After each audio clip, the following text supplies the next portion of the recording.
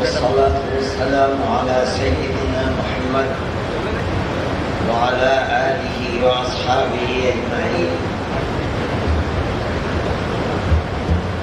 میں مجلس منتظمہ کے اس اجلاس میں اپنی حاضری کو باعث سعادت مندی سمجھتا ہوں. عزیز محترم مولانا محمود صاحب صدر جمعیت علماء ہند مجھ کو صدر جمعیت علماء کہہ رہے ہیں اور میں ان کو صدر جمعیت علماء کہہ رہا ہوں. یہ اس اجلاس کا عجیب و غریب امتیاز ہے. یہ ہو سکتا ہے کہ آپ حضرات کے درمیان میری حاضری اس چیز کے ختم کرنے کا سبب بن جائے.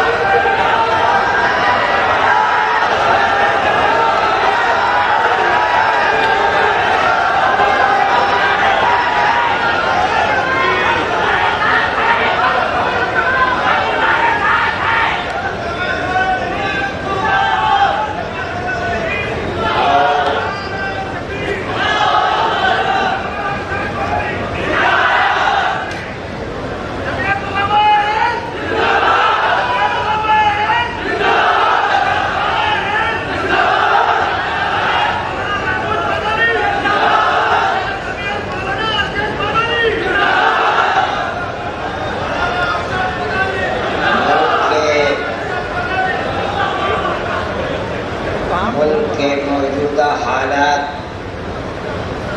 اقلیتوں کے خلاف اور خاص طور پر مسلم اقلیت کے خلاف اس چیز کا شدید تقاضا بھی کرتے ہیں کہ مسلمانوں کا ایسا پلیٹ فارم جس کی 100 سالہ انتہائی قیمتی اور انتہائی پاکیزہ اپنے ملک کے لیے قربانیوں سے بھری تاریخ ہے، ان حالات کے اندر اس جماعت کا میدان عمل بھی ایک ہی ہونا چاہیے.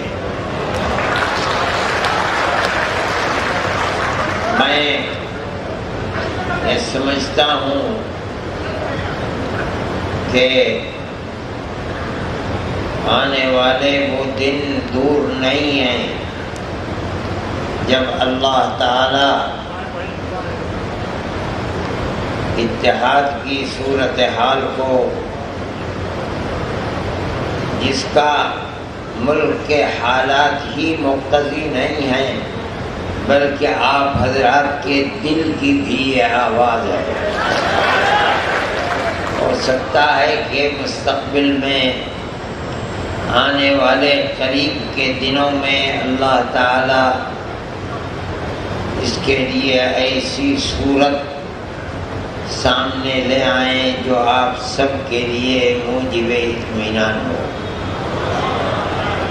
انشاءاللہ. ملک کی موجودہ صورتحال میں ہمارے اکابر رحمہم اللہ کی زندگی جو ملک کے لیے قربانیوں بھری زندگی تھی، اس کو دیکھتے ہوئے خاص طریقے پر ملک کی آزادی کے بعد ہمارے سامنے ان کی زندگی کا ایک نمونہ ہے. ہم اس ملک کے اندر ایک اقلیت ہیں اور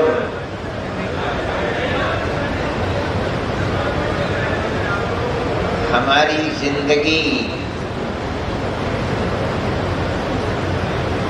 ملک کی آزادی سے پہلے اور ملک کی آزادی کے بعد مختلف مشکلات اور مسائل کی زندگی رہی ہے،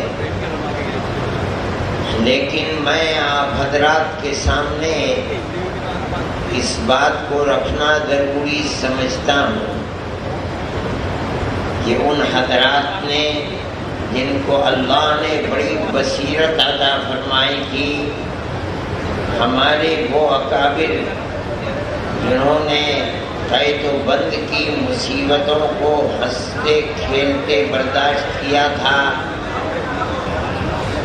ملک کی آزادی کے بعد جن مسائل سے مسلم اقلیت دوچار ہوئی، ان مسائل کا مقابلہ کرنے میں وہ لوگ کبھی سڑکوں پر نہیں اترے۔ آپ ان کی زندگی کو دیکھ لیجئے۔ مجھے خوب یاد ہے کہ ملک کی آزادی کے بعد اسی ہندوستان کے اندر بابری مسجد کا مسئلہ اٹھا۔ ہمارے اکابر رحمہم اللہ جن کی زندگی مجاہدانہ زندگی تھی، ہتھیلی پر جان رکھ کر میدان عمل میں کام کرنے والے لوگ تھے، وہ سڑکوں پر نہیں اترے۔ یہاں دیوبند میں بقرعید صبح کو ہونے والی ہے، رات میں فورس آئی اور اس زمانے میں گائے ذبح کی جاتی تھی، جتنی گائے بندھی ہوئی تھی فورس آئی اور سب کو بھر کر لے گئی۔ یہ ایک واقعہ مسلمان کے سامنے ملک کی آزادی کے بعد اس طرح کا سب سے پہلا واقعہ تھا۔ وہ لوگ سڑکوں پر نہیں اترے۔ اس لیے کہ میں آج آپ سے یہ بات اس لیے کہہ رہا ہوں کہ آج مسلمان کے سامنے اس طرح کے واقعات شہر بشہر، صوبہ بصوبہ ہیں۔ آپ کے اکابر نے جس طریقے کو اختیار کیا تھا، آپ اسی طریقے کو اگر اپنائیں گے تو آپ کامیاب ہوں گے، ورنہ آپ ناکام ہو جائیں گے۔ ملک ہمارا ہے، ہم کہیں باہر سے نہیں آئے۔ دنیا کے دوسرے ملکوں کے اندر، امریکہ میں، برطانیہ میں، فرانس میں، اٹلی میں، ساری دنیا کے لوگ آپ کو ملیں گے۔ ہر آدمی اپنی شکل و صورت، اپنے قد و قامت، رنگ و روپ، اپنی زبان کے اعتبار سے پہچانا جاتا ہے اور دنیا پہچان لیتی ہے کہ یہ فلاں ملک کا رہنے والا ہے۔ لیکن ہندوستان کے اندر یہاں کا مسلمان اپنی شکل و صورت کے اعتبار سے، زبان کے اعتبار سے، قد و قامت کے اعتبار سے، رنگ و روپ کے اعتبار سے اکثریت اور اقلیت میں کوئی امتیاز اور فرق نہیں رکھتا۔ اس کا مطلب یہ ہے کہ ہم سب اسی ملک کے رہنے والے ہیں اور ہمیشہ سے رہنے والے ہیں۔ یہ آج ملک کی بدقسمتی ہے، یہ ملک کی اکثریت جس فرقہ پرست ذہنیت کا شکار ہو گئی ہے، اور جو فرقہ پرست ذہنیت اپنے ہاتھ میں طاقت رکھتی ہے، وہ مذہب کی بنیاد کے اوپر امتیاز کر رہی ہے اور نفرت کو پیدا کر رہی ہے۔ میں آپ حضرات کے سامنے یہ پیغام دینا اپنا فرض سمجھتا ہوں، اپنے اکابر کی زندگی کو سامنے رکھتے ہوئے کہ آپ جہاں ہیں، جس جگہ ہیں، ان حالات کا مقابلہ کریں، بس ہمتی کو نہ آنے دیں، لیکن حالات کا مقابلہ سڑکوں پر اتر کر نہیں کریں بلکہ پیار و محبت کی بارش برسا کر کریں۔ اگر آپ اس طریقے کو اپنائیں گے تو آپ یقین کیجئے کہ آپ کامیاب ہوں گے، خدا کی نصرت آپ کے ساتھ ہوگی۔ صحیح ہے، دنیا کی طاقت ان لوگوں کے ہاتھ میں ہے جن کو ہم دیکھتے ہیں، ملک کو آگ لگی ہے لیکن قسم کھانے کے لیے کسی کی زبان سے کلمہ خیر نہیں نکلتا۔ اللہ دیکھ رہا ہے اس کو، خدا احکم الحاکمین ہے، دیر ہے اندھیر نہیں ہے، لیکن سوال پیدا ہوتا ہے کہ مجھے اور آپ کو کیا کرنا چاہیے۔ اگر ہم اللہ اور اس کے رسول کے دیے ہوئے وہ پیغامات، وہ قرآن کی آیتیں، وہ رسول اللہ کے فرمان، جن کو مذہب کی بنیاد پر نہیں، انسانیت کی بنیاد پر پیار و محبت کی جو تعلیم ہے، اگر مسلمان خدا کی توفیق سے ہم اس کو سینے سے لگائیں گے اور مضبوطی کے ساتھ تھامیں گے، قطع نظر اس کے کہ کسی کا دین، دھرم اور مذہب کیا ہے، ہم پیار و محبت کا ہاتھ بڑھائیں گے، ایک دوسرے کے ساتھ قربت کو اختیار کریں گے، تو میں یقین کے ساتھ کہتا ہوں کہ اللہ احکم الحاکمین کی نصرت ہمارے ساتھ ہوگی، اور انشاءاللہ ہم کامیاب ہوں گے۔ آگ لگانے والے خود اس آگ میں فنا ہو جائیں گے، پیار و محبت کو اٹھانے والے انشاءاللہ کامیاب ہوں گے۔ میرے بھائی، آپ جہاں ہیں، بڑے شہروں میں ہیں تب، چھوٹے قصبات میں ہیں تب، دیہاتوں کے اندر ہیں تب، مدرسے چلاتے ہیں تب، اسکول چلاتے ہیں تب، آپ اپنے بھائیوں کے دکھ درد کے اندر شریک ہو، ان کو قریب کریں، آپ دکھلائیں کہ مدرسوں کے اندر کیا تعلیم دیتے ہیں، اسکولوں کے اندر کیا تعلیم دیتے ہیں، آپ بچوں کو کیا سکھاتے ہیں، مدرسوں میں کیا پڑھاتے ہیں۔ آپ ان حالات کا مقابلہ اگر کر سکتے ہیں تو اسی طرح کر سکتے ہیں۔ جو لوگ یہ سمجھتے ہیں کہ ہمت کے ساتھ مقابلہ کرنے کے لیے سڑکوں پر اتریں، وہ انتہائی غلطی کر رہے ہیں اور ملک کے مستقبل کو، اقلیتوں کے مستقبل کو، اکثریت کے مستقبل کو برباد کر رہے ہیں۔ میرا یہ موقع نہیں تھا، میں تو ان کے بلانے کے اوپر آیا، لیکن میں نے دیکھا کہ مجھ سے پہلے آنے والے لوگ اس طرح کی باتیں کر رہے ہیں، تو میرا جی چاہا کہ میں بھی اپنے اس پیغام کو آپ کے سامنے رکھوں۔ یہ چاہتی ہے دنیا، ارباب اقتدار چاہتے ہیں کہ کسی طرح مسلمان ہندو کے مقابلے کے اوپر، اقلیت اکثریت کے مقابلے پر سڑکوں پر آ جائے اور باہم ہاتھا پائی ہو۔ میں یہ کہتا ہوں کہ مسلمان اس کو لکھ لے کہ اگر کسی ایک جگہ بھی مسلمان یہ کرتا ہے تو میں کہتا ہوں 100% کہتا ہوں کہ وہ فرقہ پرست ذہنیت کو تقویت پہنچا رہا ہے۔ اپنے اندر حوصلہ پیدا کیجیے، ہمت پیدا کیجیے اور پیار و محبت کی فضا پیدا کیجیے۔ ہمارا مقابلہ کسی ہندو سے نہیں ہے، ہمارا مقابلہ اس حکومت سے ہے جو حکومت لوگوں کو استعمال کر رہی ہے اور ملک کے امن و امان کو برباد کر رہی ہے، آگ لگانا چاہتی ہے اور مذہب کی بنیاد کے اوپر آگ لگانا چاہتی ہے۔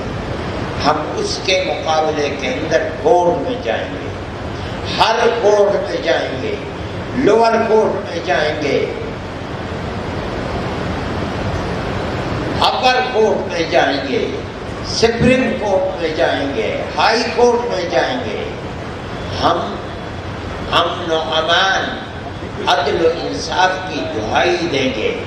میں مانتا ہوں، سمجھتا ہوں کہ فیصلہ آنے کے اندر تقدیر کے فیصلے میں دیر لگ سکتی ہے، لیکن ہندوستان ابھی عقل مند، عدل و انصاف کو چاہنے والے لوگوں سے خالی نہیں ہوا ہے۔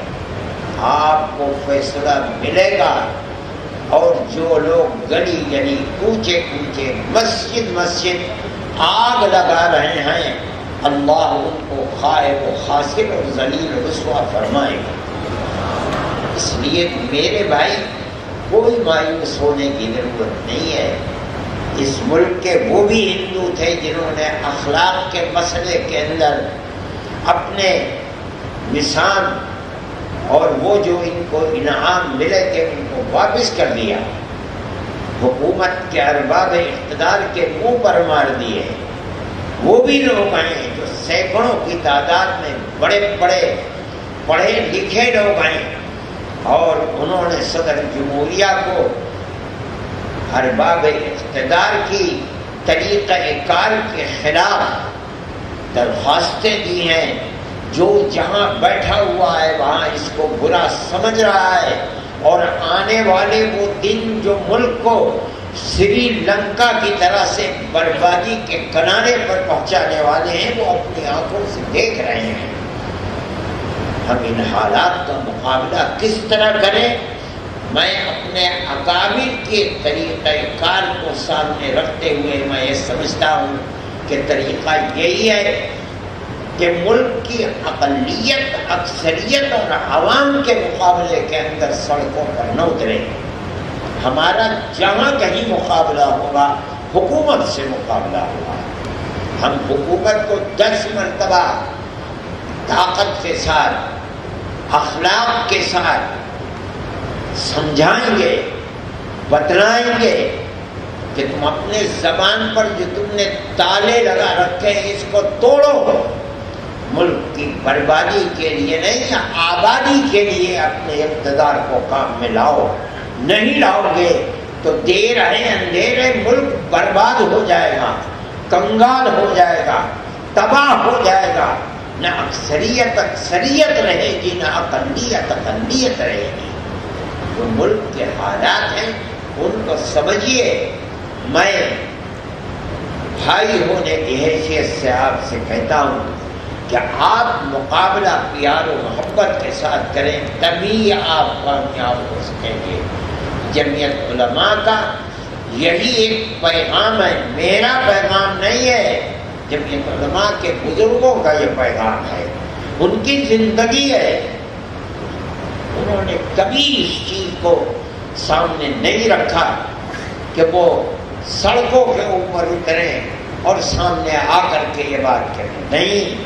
بابری مسجد کے مسئلے کو پہلے دن وہ کورٹ کے اندر لے گئے، اور جمعیت علماء آخری وقت تک کورٹ ہی کے اندر اس کو لڑتی رہی۔ جو لوگ اس کو سڑکوں پر لے کر کے آئے، میں نام لینا نہیں چاہتا، کچھ زندہ ہیں، کچھ دنیا سے چلے گئے، انہوں نے اس مسئلے کو خراب تو کیا ہے لیکن اس کو کامیابی سے ہمکنار نہیں کیا۔ میں آج بھی یہی بات کہتا ہوں۔ ہو سکتا ہے کہ جو لوگ آپ میں ہیں ان کے جذبات بھی ہوں، میں اگرچہ ایک بوڑھا آدمی ہوں لیکن میرے سامنے ان اکابر کی ایک زندگی ہے، اس لیے میں معافی چاہتے ہوئے اگر میری یہ بات میرے بعد احباب کو گرا گزر رہی ہے تو میں معافی چاہتے ہوئے معذرت پیش کرتا ہوں، اور جمعیت علماء ہند کے اکابر کے اس نظریے کو پیش کرتا ہوں کہ کبھی اقلیت اکثریت کے افراد سے لڑ کر کامیاب نہیں ہو سکتی۔ ہماری لڑائی ملک کے اندر جب بھی ہوگی حکومت سے ہوگی، حکومت ہماری ہے، حکومت سے ہم لڑیں گے، اگر حکومت ہمیں ہمارا حق دے گی ہم تالی بجائیں گے، اگر ہمارا حق چھینے گی ہم اس سے لڑیں گے۔ عوام سے لڑنا ہمارے لیے کبھی فلاح و بہبود کا سبب نہیں بن سکتا۔ میں اپنے ان کلمات کے ساتھ میں پھر اللہ کی ذات سے یہ توقع رکھتا ہوں کہ آنے والے دن آپ حضرات کے لیے خوشخبری کے دن ہوں گے انشاءاللہ۔ اللہ تعالی ہم سب کو اپنے فضل و کرم سے نوازے اور اللہ تعالی ملک کے اندر مسلم اقلیت کو مضبوط سے مضبوط تر فرمائے اور اکثریت کے دلوں کے اندر اقلیت کے ساتھ چھوٹے بھائی کی طرح زندگی گزارنے کے اندر نظریے کو پیش کرنے والا بنائے۔ وآخر دعوانا ان الحمد للہ رب العالمین وصلی اللہ تعالی علی خیر خلقہ سیدنا محمد وعلی آلہ واصحابہ اجمعین۔ میں پھر آخر میں یہ بات کہتا ہوں کہ میں نے ایک نظریہ پیش کیا ہے اور بس میرا ایک نظریہ ہے، میں اس کو ہر جگہ پیش کرتا ہوں۔ اگر میرا یہ نظریہ آپ حضرات میں سے کسی کے نظریے کے خلاف ہو تو میں معذرت چاہتا ہوں اور دعا کرتا ہوں کہ اللہ اس ملک کو پھلتا پھولتا ملک بنائے، یہاں کے سب بسنے والوں کے دلوں میں ایک دوسرے کے ساتھ پیار و محبت پیدا فرمائے، اور وہ پرانی پیار و محبت کی تاریخ جو اس ملک کی بڑی قیمتی تاریخ تھی، اللہ اس تاریخ کو زندہ و جاوید فرمائے۔ وآخر دعوانا ان الحمد للہ رب العالمین۔